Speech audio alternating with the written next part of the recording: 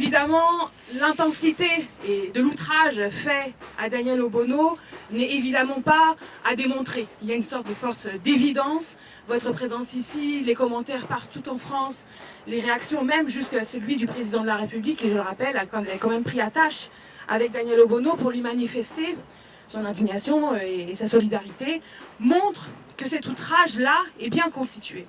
Alors nous allons avoir droit néanmoins à une sorte de persévérance dans l'ignominie, avec une défense qui va chercher à dire que cette injure raciste, en fait, relève de la liberté d'expression. En gros, je résume. Premier argument qu'ils vont développer, l'argument de la fiction. Parce que bien sûr, comme c'est une série prétendument fictionnelle, ils vont dire littérature, toute licence en art, etc. C'est pas vrai, c'est la littérature. L'écran de la fiction ne tiendra pas. Bien évidemment que le choix d'une personne connue, sous ses traits physiques, connue et non caricaturée, dans une situation où on lui prête des pensées énoncées de façon précise, ne correspond pas à ce que la jurisprudence traditionnelle de la 17e chambre s'y mettre de la littérature ou de la fiction devant faire écran pour protéger les auteurs. On peut difficilement faire pire que leur espèce de dessin et de fables racistes vis-à-vis de Daniel. Voilà, il faut que ces gens-là comprennent qu'il y a une justice en France et que le racisme c'est un délit, pas une opinion. Bien sûr qu'il faut une condamnation.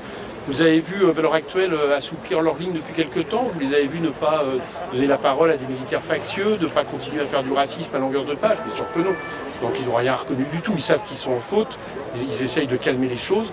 Moi très sincèrement, j'espère que ce procès va les étrangler.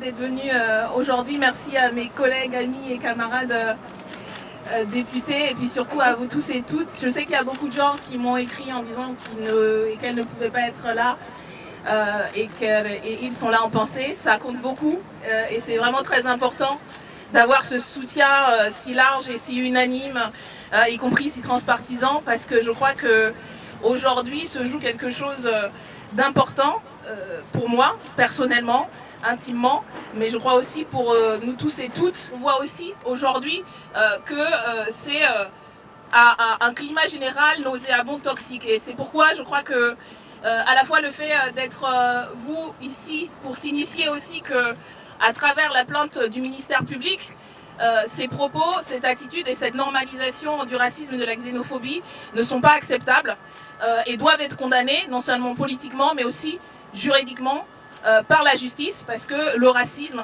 n'est pas une opinion.